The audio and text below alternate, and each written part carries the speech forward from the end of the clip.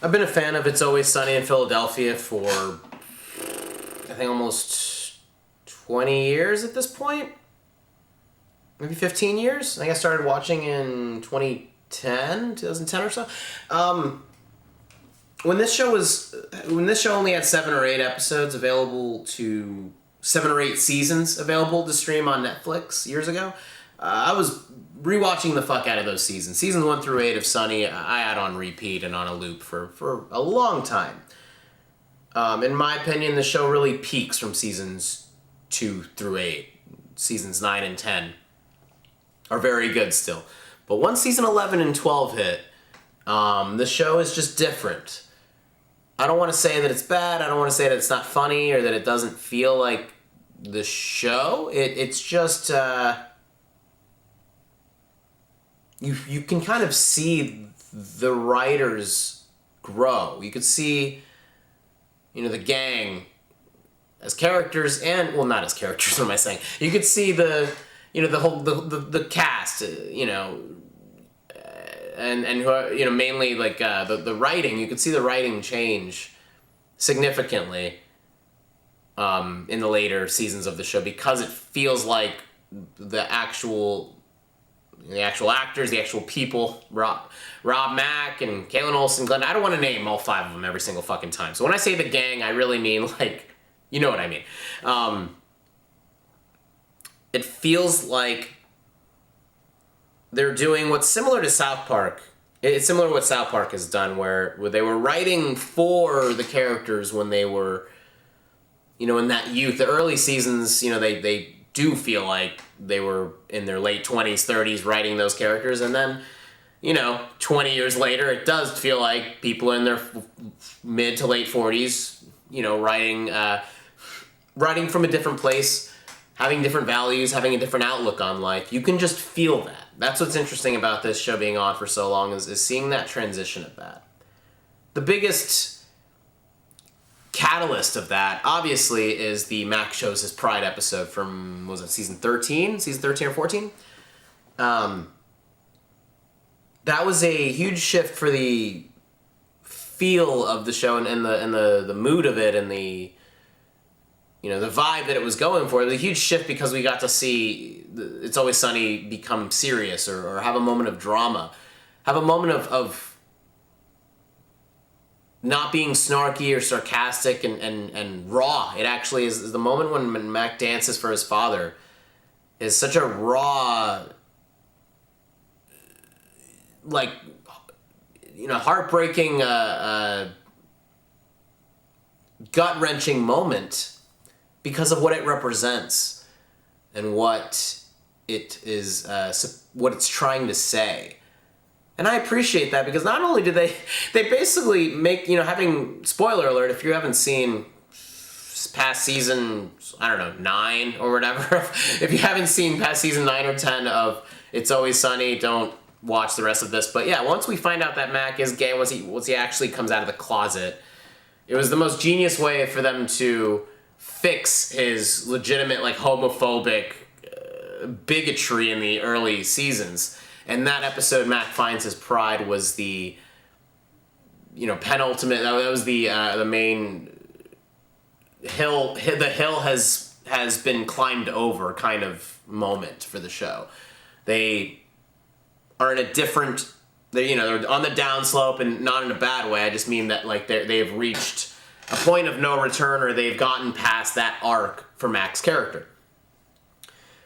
And I love it. I don't think that this is bad. I think the whole feel of the show is completely different. I think the show completely changes once the vibe of it shifts completely once they get into season 5. Actually, the homemade fucking 4x3 square look, like the same as Curb Your Enthusiasm in the early seasons, as well as Trailer Park Boys or any of those shows. The square homemade video look of those early seasons of Sunny is just so lovely to see. That once they jumped into HD, I think the show completely shifted already at that point. Again, not in a bad way, but I guess having said that, there's something to be said about the show has always kind of been outgrowing itself, or has always been snake shedding its skin, if you will, breaking out of its shell. Some sort of, chicken hatching in that way. that's maybe you could say with that in mind, the show has always kind of shifted. They probably didn't have a choice switching to HD as well. I'm just kind of using that to form my argument here, but the thing with making this choice that the creators have done is, while you got fans like me who really appreciate that, and I love them so much. I watched all of the Sunny podcast. I love this group of people so goddamn much that they could, like, they can make like a whole season of garbage episodes, and I'll still watch them, and I'll still be a fan, and I'll still love them. I love them so much as people that I will love anything that they make and anything that they do. So again, anytime I review something, or anytime I talk about storytelling and cinema and television, all this stuff, I'm always going to be very biased, because if I just love you as a person, as an artist, but like as a human being, I'll just love everything you make. I feel that way about Trey Parker and Matt Stone. South Park. These shows feel very similar to me as far as the cultural shift, and I don't even use the cliched term woke culture. It's not even that. It's just that comedy has changed significantly. Comedy in general is a time. It's a fleeting thing, and it's always based on the time that it's in. That's just what comedy is. Do I love movies like Airplane and Blazing Saddles and all those older Mel Brooks or Monty Python flicks as well? Do I love those? Fuck yeah, because I just like comedy and I can appreciate that. I love, trying to find the appeal of just anything when it comes to comedy, even if I don't get it. And what I'm just to go into the main argument I'm making with what I'm saying here is, those movies, as much as I love them, are very dated, and the comedy is just like it. I don't know if you could show Airplane to a 10-year-old. Maybe you shouldn't show it to a 10-year-old kid. I don't know if you could show it to a teenager, 15 or 16, if they would get it. They would probably find some of the bits funny in Airplane or Blazing Saddles, but I don't think they would find most of it funny, because it's so not their time. So not like there's so many references and so many styles of comedy that those older movies use that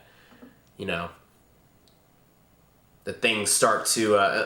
There's no way you could relate to it if you're not aware of what was happening at the time. Having said all of that, South Park and It's Always Sunny in Philadelphia, clearly you can see the shift in how much they've had to kind of not even censor themselves, but how they've had to present their shows in a different way. They've focused on, and this is the one thing I'm not crazy about, is they focus so much on what's happening in modern culture that I would love to see some one-off episodes where it has nothing to do with what's going on in the news or in modern times. That's the one thing that I will say is both shows feel like they rely on that too much to form their stories, and I wish we had more. What happened to like South Park making the Jack Offisaurs episode, or the something you can do with your fingers type of, and I know that like even those episodes were probably referencing something at the time. All I mean is that they still stand on their own regardless of if you get the reference or not. Scott Tenorman Must Die. That doesn't, besides Radiohead, you're not gonna really you don't really need to know that that's a standalone story in the world of South Park, and it has nothing to do with what was happening in the time. So what I mean with everything that I'm saying right now is Sunny, It's Always Sunny in Philadelphia has changed with the modern culture, and they did it the right way, even if it feels like they've kind of sacrificed the gnarliness of their show and the craziness of the characters. That's really what we want to see, I think, too, is if I did have like a critique or something like, something that's like that I want to see change, or something I want more of, is the craziness of it, and everybody kind of like Sunny is the best part of this show, is watching the characters getting involved in the chaos, and then everything just blowing up, like the fucking van filled with gasoline smashing into that dude's car and shit like that. Like that's what we want to see, and I know that they're older. I know that like all of this stuff is just different. And the new season did have that stuff. The season where they're the episode where they're microdosing the peppers is fucking hysterical, because that felt like classic Sunny. There's something about, we want to see all the gang, we want to see all 5 of them on something together. It was funny when they did Mac Day and we saw Sean William Scott's character get them all high, besides Mac, basically. But they all got high. It was funny seeing them all high. And there's the episode where they're drinking the cans of wine. They're all drinking wine. And then there's the episode where, even if they split things like Mac and Dennis manhunters, it's like, all right, Dee and Charlie thought that they were cannibals and Mac and Dennis are hunting cricket. Both stories being completely different, they still had enough chaos to balance each other out, and they both had a lot of good stuff going on there from the context of what was happening. So I think that's all we want to see. I can't imagine how hard that is with they all have kids, they all have families and spouses, and they probably spend a couple of months, probably many months, like 3 or 4 months writing, and then maybe a month or so of shooting. They probably work on each season for literally maybe 5 or 6 months, I assume. So of course, when you're on a time crunch and you have to meet a deadline, I know that not everything can. When it comes down to it, you got to get something down on the paper. You got to get something produced. So of course, I get that. That's not easy. Television's the hardest fucking job in the world, and I don't think anybody understands that. These guys are still giving us something with this group of characters when they probably are picking at grasping at fucking straws, trying to find just something new to say and something new to do with the characters because they've done so much with them already. Every single show, every single long, very elongated, ongoing series of storytelling is always going to run into. Simpsons have run into it. Every show runs into it. After some time, we've run out of stuff to talk about, or they've run out of ideas. I don't think they've run out of ideas, but I do think that they're, the show has clearly gotten to a point of, okay, what places and situations haven't we seen the characters in? Like one of the recent ones where they went to the zoo was funny because not only were they the zoo is just a very interesting place for the gang to be at, but they had them texting in a group chat the whole time. Another dynamic of what the characters are. Another, we want to see what they are doing so fucking well is giving us new perspectives or new aspects of the characters, different things that we're curious about. As a big fan, I'm curious to see what their group chats would look like, and we got a bit of that. Them going to the water park was a great fucking episode. Even if 7 out of the 8 episodes are duds, I'm glad they're still making new seasons, and every season at least always has 1 or 2 episodes that I'm like, all right, that fucking hit, and that was a solid fucking episode. Do we all, as fans, does it just feel weird to see them getting older and see them completely different as people and as characters and actors, whatever? Like, does it feel weird seeing that? Yeah, of course it does. I don't think it's bad. It's just,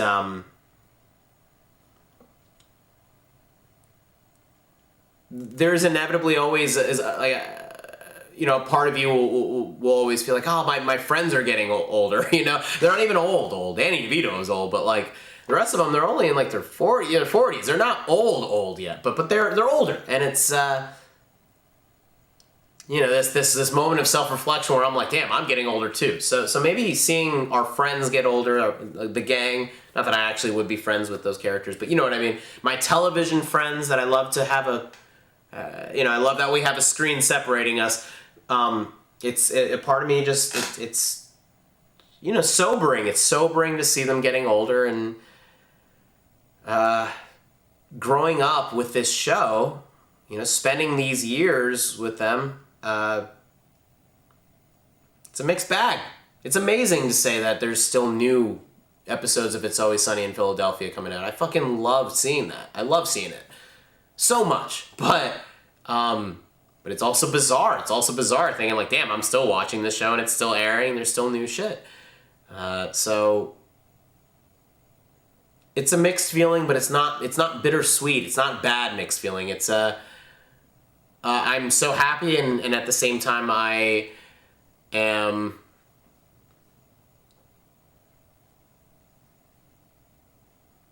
I think I'm really sad that like my instinct is like I know that they're gonna end it soon, or my instinct is telling me like they should end it soon, and they probably will. They should probably end South Park soon at some point. Not not to just end it for the sake of like, oh, it's been going on for so long, but I want to know that if something happens to me in the next year or so, I'm not going to miss new episodes of the show. So It's Always Sunny in Philadelphia, man.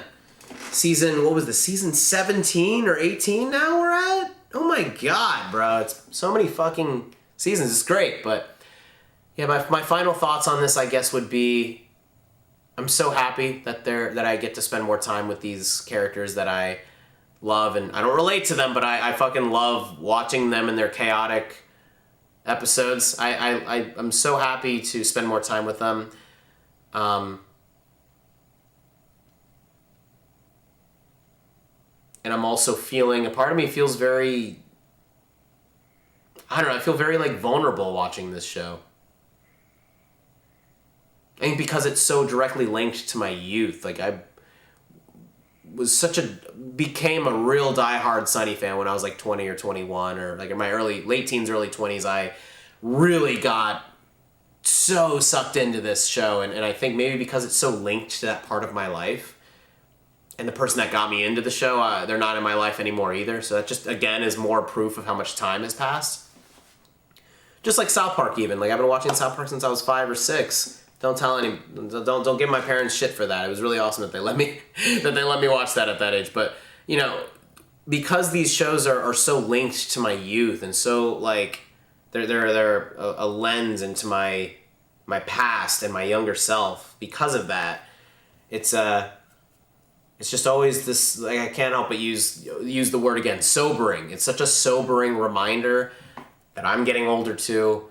And even though I'm still glad that I have lovely shows like this and the wonderful people that make them. And I'm grateful to that. I'm just so grateful that I get to experience this still, and that there's that they're still making them. It's just fucking crazy. But yeah, that's where my mixed feelings are coming from is, man, I'm getting fucking old, and I've been watching this show for a fucking long time. I feel like I'm getting old. That's all. I mean, I don't feel old yet, but this is all, you know, piling into that bag of those feelings of, oh god, like the sand dial is running out, you know. So yeah, I doubt that they'll ever see this, but if you guys do, Rob McElhaney, I know you're Rob Mac now, but Rob McElhaney, Caitlin Olsen, Glenn Howerton, Charlie Day, Dana DeVito, Megan Gantz.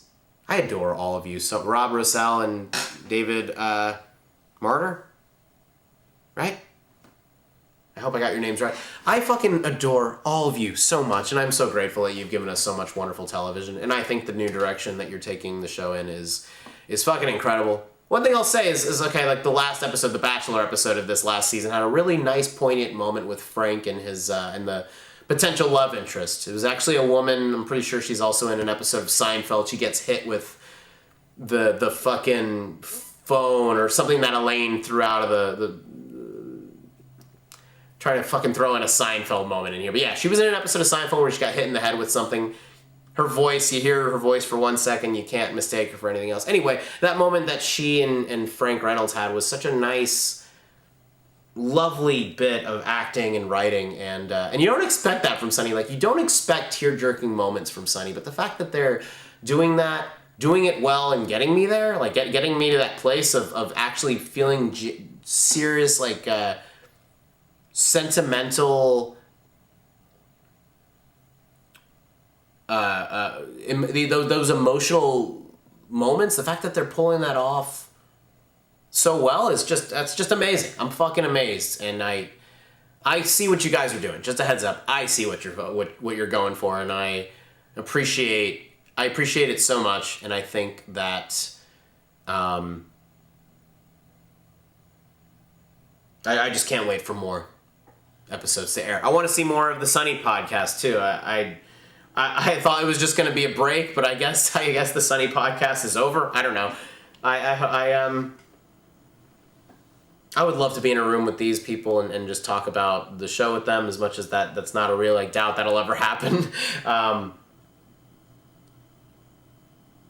This show is like the ultimate fantasy for me. Hanging out with your buddies and making a show that you're all recognized and successful from. I mean, that's everybody's fucking dream right there. So I hope you guys are enjoying that. And thank you so much for your wonderful talent and lovely characters that are fucking hysterical and lovely storytelling. So yeah, New Sunny is different, but in a really wonderful way. And yeah, I guess that's about it.